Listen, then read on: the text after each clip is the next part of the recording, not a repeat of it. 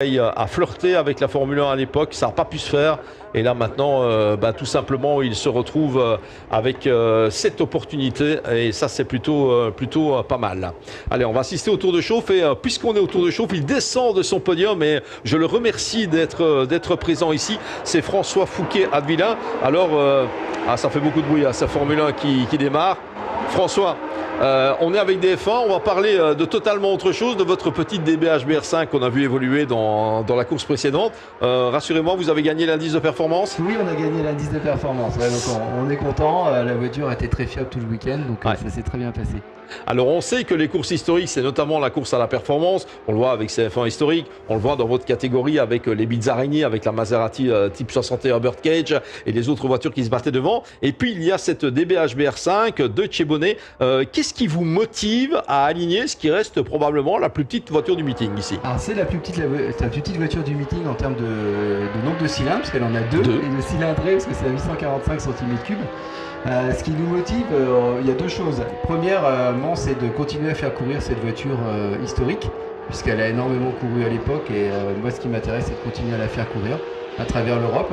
Et puis la deuxième chose, c'est de pouvoir participer aux beaux événements de Peter Auto, et en plus de pouvoir jouer une catégorie qui est l'indice de performance, donc c'est vrai que c'est sympa. On court dans notre propre catégorie, effectivement, contre nous-mêmes, c'est notre propre challenge. Alors on imagine qu'avec une DB HBR5 sur ce superbe circuit d'Estoril, on passe autant de temps à regarder ce qui arrive derrière très vite qu'à regarder devant. Alors au départ, c'était pas mal parce qu'on est un peu tout seul. Et après, effectivement, quand ça revient, ça revient vite. Alors c'est là où il faut faire attention, ouais, en regardant les rétros. Ouais. Il y a de la stratégie chez vous ou pas? On essaye d'aller au plus vite avec les moyens dont on dispose. C'est ça la philosophie? Ouais, c'est exactement ça la philosophie. C'est d'essayer d'aller au plus vite avec le peu de chevaux qu'on a. Et donc d'essayer de soigner la trajectoire et puis d'être régulier et fiable. Vous n'avez pas envie de vous dire à un certain moment, mais pourquoi j'ai pas une voiture moi aussi qui a 320 chevaux? Ça serait plus facile pour jouer devant. Alors c'est justement l'année prochaine, on va peut-être s'inscrire avec mon coéquipier en HTC avec une voiture un petit peu plus puissante. Qui serait? Une Triumph Dolomite. Une Triumph Dolomite, voilà, qui reste un choix encore très particulier aussi. Un choix particulier. Mais on en a vu dans les compétitions tourisme, forcément, mais pas mal. Un petit peu atypique. Ouais. L'avantage, naturellement, c'est que si on a une Dolomite qu'on n'en a pas, bien, on la distinguera directement dans ce plateau. Merci François Fouquet-Hadvillin. On vous accueille juste après le podium là-bas. On va se concentrer sur la course de F1 historique. Merci bon vent et au plaisir de vous retrouver plutôt 10 fois qu'une l'année prochaine avec notamment cette HBR5, cette DB HBR5. Allez, Formule 1 historique. Après la DB, c'est le grand écart en permanence, mais c'est ça qui fait le charme de ces lives. Sohei Ayari avec la Ligier JS21, Katsu Kubota avec la Lotus 72 sur cette grille de départ, Mark Hazel, Mark De Vries, Martin O'Connell, Mark Harrison. Il nous manque Laurent Faure, clairement, qui n'était pas là après son crash d'hier, voiture qui était bien abîmée. Alors qu'on nous annonce le retrait de la numéro 58 d'Ewan Surgison également, la sortie, a priori, qui ne sera pas non plus au départ.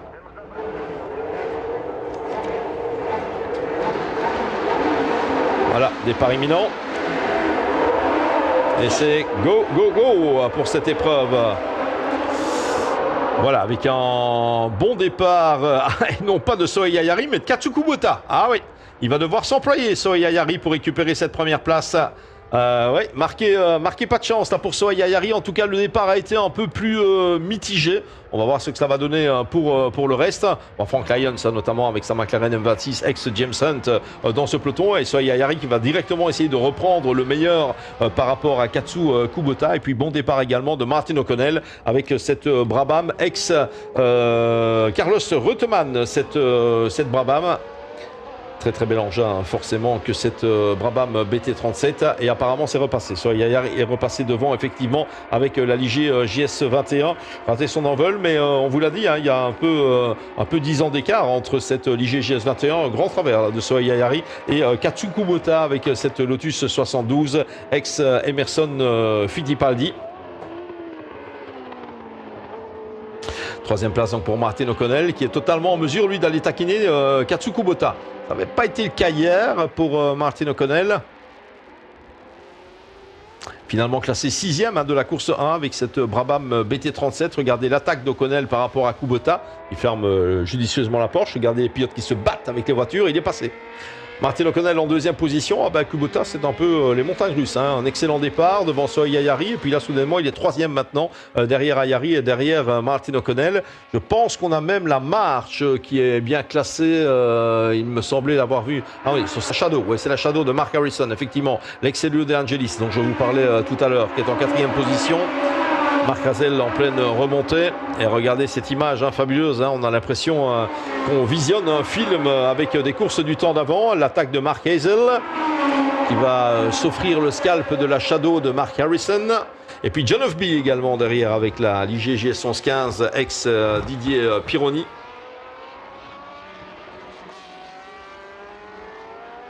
Ouais, et Katsuko Bota qui va devoir composer maintenant avec Mark Hazel et Seth Williams. Ouais, c'est un départ Katsuko Kubota qui n'affiche pas la même vitesse qu'il avait hier, très clairement, avec cette Lotus 72. Bon, ça va faire les affaires très clairement de Sohail Ayari qui s'est envolé avec la Ligier GS 21 ex Jean-Pierre Jarrier.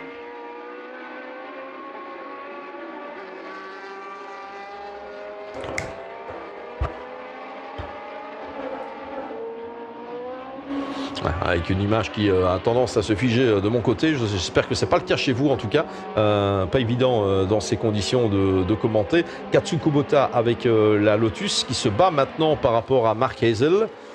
FW07C ou B d'ailleurs, ex-Alan Jones, voiture qui fut championne du monde avec le pilote australien. On vous en a parlé tout à l'heure également. Et Mark Hazel qui a l'air particulièrement dans le rythme là-bas.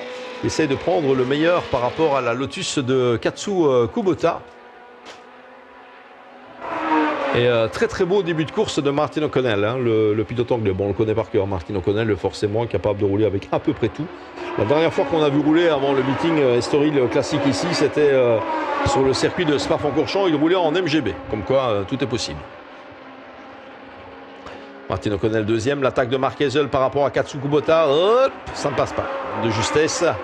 Harrison ensuite, Mark Harrison, John Ofby avec la Ligier.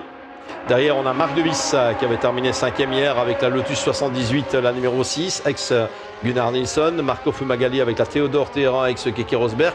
Christopher Perkins avec sa sortie TS16, c'est la Matchbox celle-là. Et 10e place pour Vincent Rive avec une marche 811, c'est l'ex Derek Daly.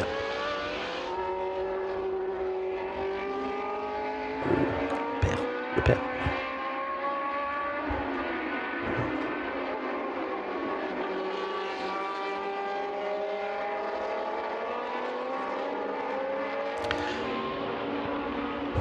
Et Sohail Ayari qui s'envole exactement comme hier, même scénario dans cette course F1. On est au quart de la distance, il reste 15 minutes de temps réglementaire, 8 secondes d'avance déjà pour Sohail Ayari par rapport à Martin O'Connell. On surveille Mark Hazel qui est toujours derrière Katsuko Bota, qui préserve pour l'instant Kubota sa troisième place dans cette épreuve, mais il est soumis à rude épreuve avec Mark Hazel. On rappellera que Mark Hazel avait été victime d'un accrochage avec Laurent Faure et Lensine, ex-Eliseo Salazar.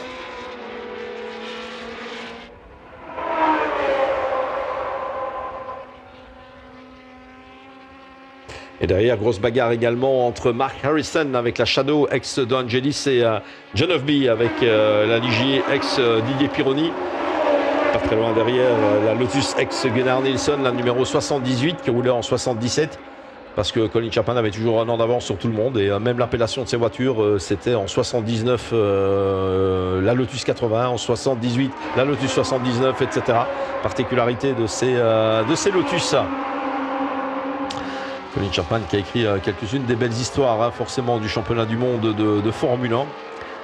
Véritable icône, cette marque Lotus. C'était l'homme des grandes avancées technologiques, malheureusement aussi pas mal de pilotes qui ont été victimes d'accidents en volant de Lotus. On vous parlait hier de Jim Clark et de Jochen Rindt qui restent les exemples les plus flagrants. Également Ronnie Peterson, mais c'était des circonstances qui ont fait que malheureusement le pilote suédois a perdu la vie après son crash du départ du Grand Prix de Monza en 1978. Pour pas dire que la voiture y était réellement pour quelque chose, mais voilà quelques monuments en tout cas du sport automobile liés à la marque Lotus, mais qui l'auront été malheureusement jusqu'au bout de leur destin. Elio De Angelis qui avait piloté cette Shadow au début de sa carrière avant de faire une longue carrière chez Lotus puis de passer chez Brabham et là aussi et de rencontrer son destin également. Didier Pironi, dont on a apprécié la carrière, malheureusement marqué par cet accident en 1982 lors des essais du Grand Prix d'Allemagne. Quelques semaines à peine après le décès de Gilles Villeneuve, avec des gens en très très mauvais état. Didier Pironi n'était jamais revenu en Formule 1, il s'était pris d'affection après pour les compétitions de hors-bord. C'est F1 nautique, hein, F1 pour F1, piste ou eau finalement. Et avec ce fameux colibri qu'il partageait avec le journaliste de TF1 Bernard Giraud à l'époque. Malheureusement, une aventure qui s'est aussi terminée de manière absolument tragique avec un accident qui a provoqué la mort de l'ensemble de l'équipage, à commencer par Pironi et donc Bernard Giraud.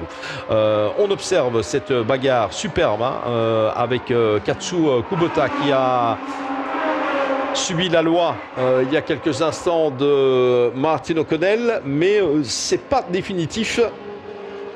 Martin O'Connell avec la Brabham BT37 ex Carlos Reutemann qui ne s'envole pas pour l'instant. Katsu Kubota est juste derrière.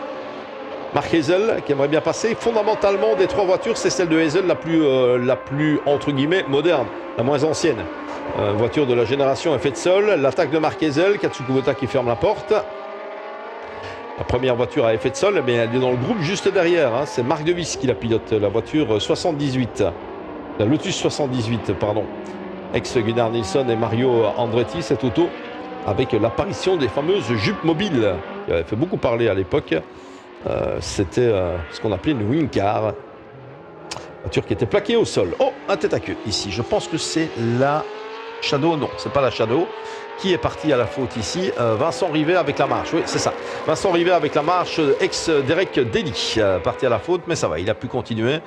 On n'aura pas de neutralisation dans cette épreuve, ce qui est finalement le plus important. Et Mark Hazel qui piétine derrière la Brabham et derrière la Lotus.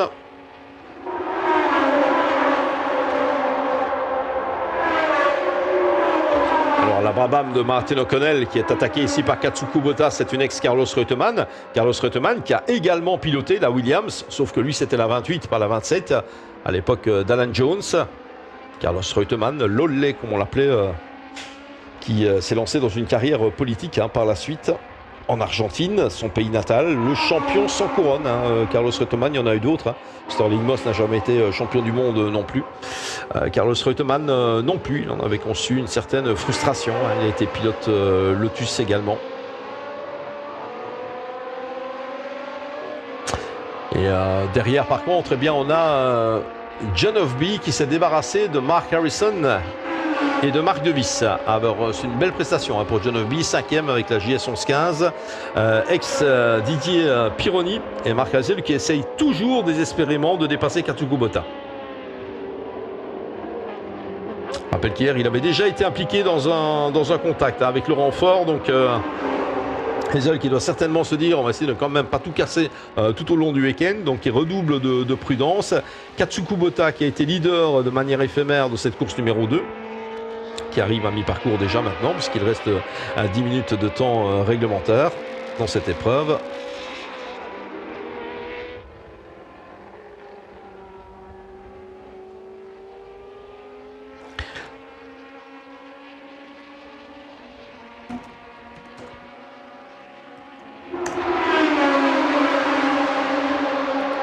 Et la durée de vie des monoplaces, qui à l'époque était beaucoup plus longue que ce qu'elle ne l'est maintenant. Vous savez que maintenant, chaque équipe change chaque année de voiture. Il y a certes parfois des évolutions plutôt que des révolutions d'une saison à l'autre. Mais si on prend le cas de la Lotus 72, par exemple, pilotée ici par Katsu Kubota, celle qui est juste devant la Williams, la noire en couleur de John Player Specials, ouais, en pleine bagarre d'ailleurs avec Hazel qui passe cette fois-ci. Voilà, il a trouvé l'ouverture. Mark Hazel, il est parvenu à passer. C'est une voiture qui s'est produite en course, la 72, entre 70 et 75 quand même. C'est également avec la première version de cette voiture que on a retrouvé des pilotes comme Jochen Rindt, notamment. Emerson Fittipaldi et Graham Hill ont été les autres pilotes de cette Lotus 72 qui avait effectué ses grands débuts en 1970 en course. C'était Jochen Rindt et un certain John Miles qui étaient au volant de ces voitures à l'époque.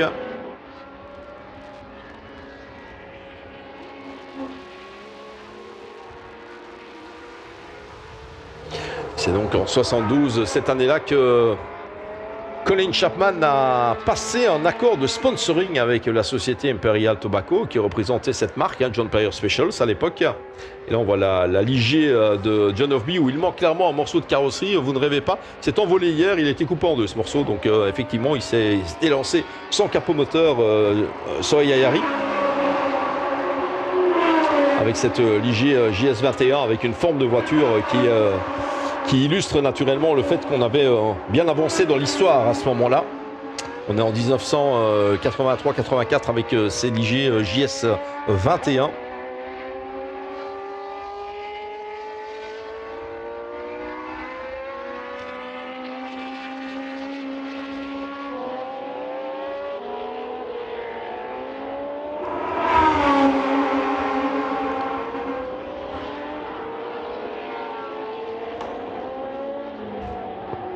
Et après la Lotus 72 de Katsu Kubota, c'est Lotus qui a tout simplement embrayé avec la 77. Donc on a fait un grand bond dans les numéros. Cherchez pas dans l'histoire des 73, 74, 75, ça n'a jamais existé.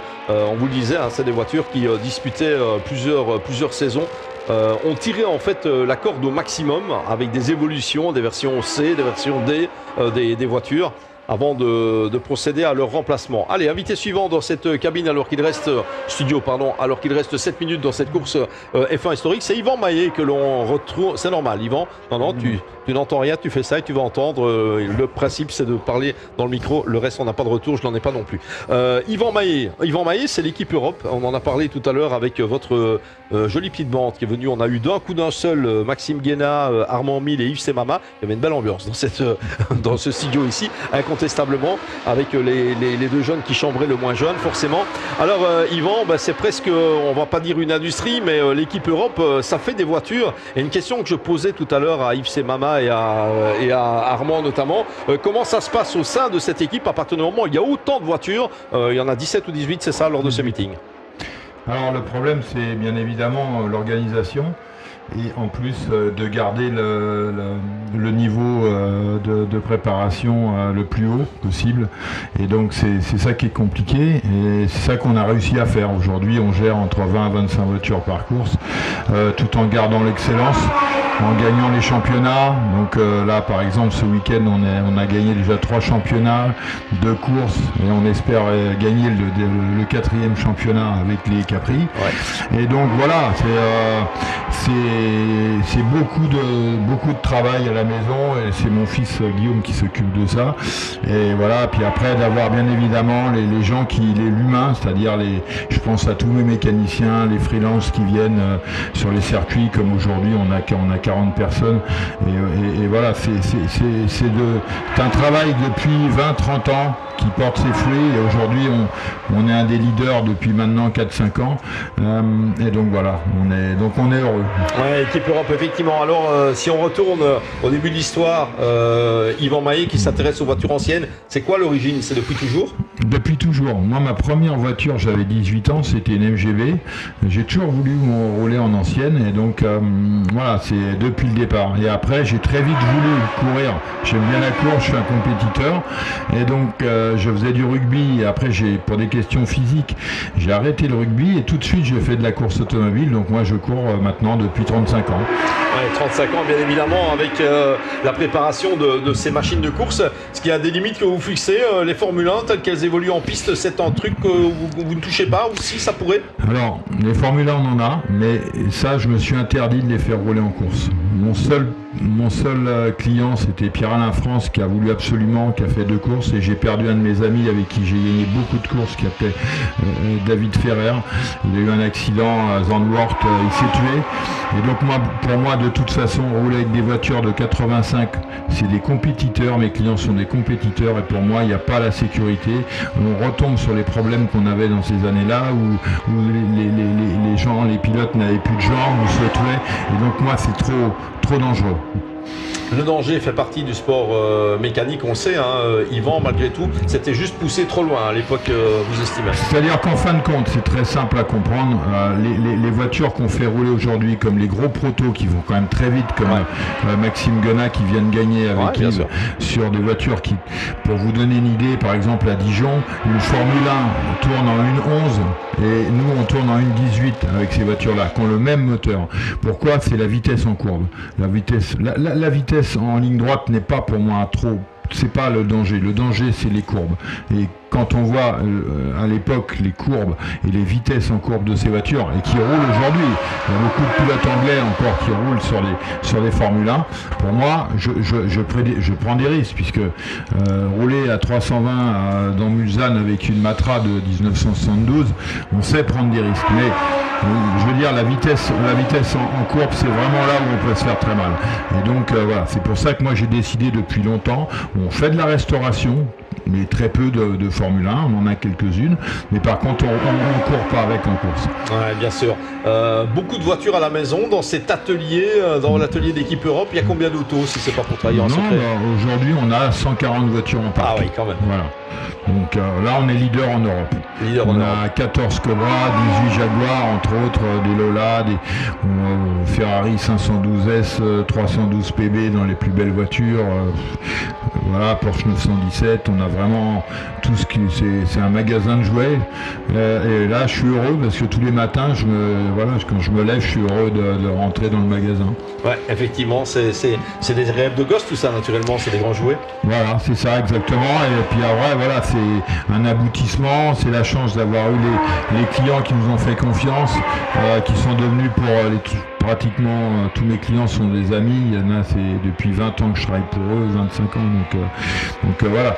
Mais ce qui est bien, c'est on reste une grande famille. Voilà, on est très organisé, mais on reste une grande famille, ce qui est important. Et moi, l'aspect humain, les mécaniciens, ils doivent être respectés, ils doivent être... voilà, on fait le maximum. Ils ont un traiteur pour aller manger tous les midis, le soir, voilà. Faut respecter, il faut pas oublier l'humain. Sans humain, il n'y a pas de course automobile. Je reviens vers vous avec une dernière question qui aura toute son importance. Juste l'occasion de faire le point à 1 minute 30 sur le classement de cette course avec Sohail Ayari qui reste leader avec la Ligier JS21. Mark Hazel en deuxième position. Maintenant, il est parvenu à dépasser les voitures des années 70. Mark Hazel avec cette voiture, cette Williams FW07, toute fin des années 70, début des années 80. Ex-Alan Jones et Carlos Reutemann, cette voiture. Martin O'Connell avec la Brabham, ex-Carlos Reutemann est troisième. Marc De Vries est maintenant quatrième avec l'ex-Gunnar Nilsson, la Lotus 78. Mark Harrison, cinquième avec la Shadow DN9 ex-Elio D'Angelis. C'est Marco Fumagalli, sixième avec la Théodore TR1, voiture avec laquelle Keke Rosberg avait effectué ses débuts en Grand Prix. Vous, le fan de voitures anciennes, le passionné, l'expert, le regard que vous portez sur la compétition historique qui continue de prendre de l'ampleur. Certains m'ont dit, mais quand tu vois comment ça évolue en moderne, c'est normal que l'historique a de plus en plus de succès. C'est quoi votre point de vue par rapport à ça, Yvan? Moi, mon point de vue, c'est simplement que la course automobile, on le sait tous, coûte cher. Donc aujourd'hui, en moderne, il y a beaucoup de très bons pilotes professionnels qui n'ont pas de volant. Et donc aujourd'hui, c'est très compliqué, notamment, j'ai un client qui veut faire les 24 heures du Mans en moderne. Honnêtement, il y a 5-6 ans, on pouvait sans problème envisager de le faire. Aujourd'hui, c'est très très compliqué puisqu'il y a des pilotes bronze, il y a les argents, et donc il faut être dans le bon team. Et il y a tellement de demandes aujourd'hui que donc c'est vrai que les gens se retournent maintenant sur l'historique. Je vous parlais de Sohail Ayari qui est un ami. Sohail maintenant on a arrêté le moderne et ne fait plus du classique parce que il faut quand même savoir que dans l'historique il y a des pilotes qui sont payés tous les week-ends. Donc alors bien évidemment ça n'a rien à voir avec le moderne, mais voilà, donc c'est important de le savoir. Donc ça a développé et grâce à Patrick Peter notamment qu'il ne faut pas oublier. Voilà, la course historique s'est vraiment développée et aujourd'hui on arrive quand même à des coûts qui sont, disons, beaucoup moins importants que le moderne. Donc forcément, je pense que c'est une deuxième carte aussi qui fait que la course historique continue à se développer. Et Sohail Ayari qui se dirige vers la victoire, il est dans le dernier tour. Transmission de patrimoine, important ça. Tout à fait, transmission de patrimoine, et puis autour, voilà, faut pas oublier les gens les grands collectionneurs, qui sont notamment certains de nos clients, qui donc continuent à faire vivre ce patrimoine, et donc dans l'excellence, et donc nous on essaye d'être toujours à leur service. Merci en tout cas pour votre sympathie éternelle, mon cher Yvan Mahé. Bon vent avec la suite, la course héritage qui va arriver risque d'être assez importante là aussi. Il y a de temps en temps un peu d'électricité, on le sent entre ces garçons, Yves Semama, Armand Mille, Maxime Guéna, etc. Mais c'est ça la course automobile, et le principal c'est que ça se termine dans la bonne humeur. Merci Yvan, bonne fin de week-end, avec plaisir. Voilà, drapeau à damier, la victoire de celui qui est aussi l'ami de Yvan Mahé, c'est Soheil Ayari qui l'emporte ici avec un bel avantage, double victoire pour Soheil. Marc Hazel en deuxième position avec la Williams FW07 numéro 27. On attend le passage du drapeau à damier pour cette Williams. Quelque part les voitures les plus entre guillemets modernes ou les moins anciennes terminent devant les plus anciennes. La troisième place pour Martin O'Connell, belle prestation du pilote britannique avec la Brabham BT37 ex Carlos Reutemann. La quatrième place c'est pour Marc Devis qui aura réalisé un bien beau week-end pour son premier week-end avec la Lotus 78. Marc Devis. Et cinquième position pour Mark Harrison avec une Shadow DL9, la numéro 93. Sixième position Marco Fumagalli avec la Theodore ex-Keke Rosberg, la 32.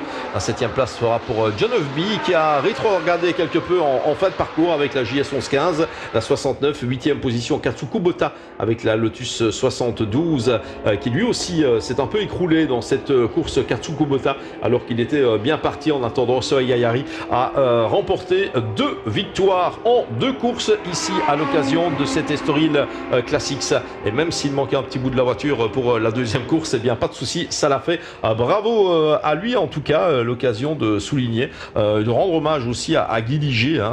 C'est la France de la Formule 1, la France qui a gagné en Formule 1, même si aucune Ligier n'a jamais été championne du monde. Mais on est passé très très près bien sûr avec cette fameuse période Jacques Lafitte, et confirmation qu'effectivement cette voiture, cette Ligier JS 21 à 1983 était une voiture ex Jean-Pierre Jarier et Raoul Bezel. Elle était propulsée par le moteur Ford EcoSource traditionnel de l'époque, cette machine forcément, et elle avait signé quelques résultats pas flamboyants, beaucoup d'abandons quand même pour cette saison 83 pour la marque Ligier. On avait eu parmi les résultats les plus intéressants des 7e et des 8e places en fait, avec Raoul Bezel qui avait signé à une reprise une 7e place, et puis Jean-Pierre Jarier qui avait terminé 7e du Grand Prix d'Autriche également avec cette voiture. C'est pas vraiment la Ligier qui a le plus gros palmarès, par contre elle est assez intéressante au niveau du look, elle est totalement en raccord avec ce passage entre des voitures assez massives. On se rappelle en 83 notamment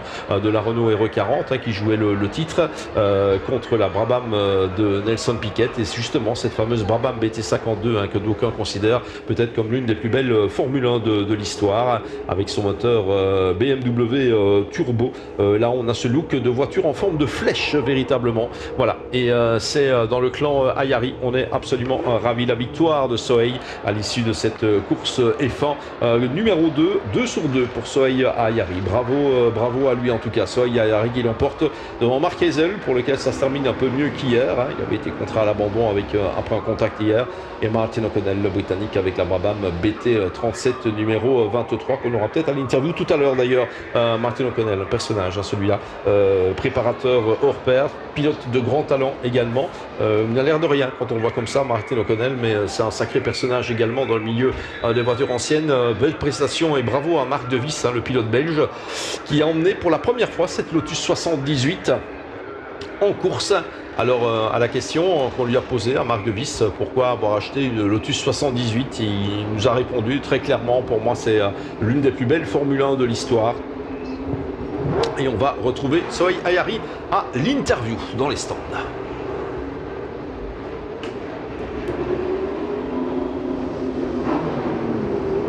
Hi Soheil, how are you? So great racing again. Yes. And you are this year's Grand Prix, Classic Grand Prix winner.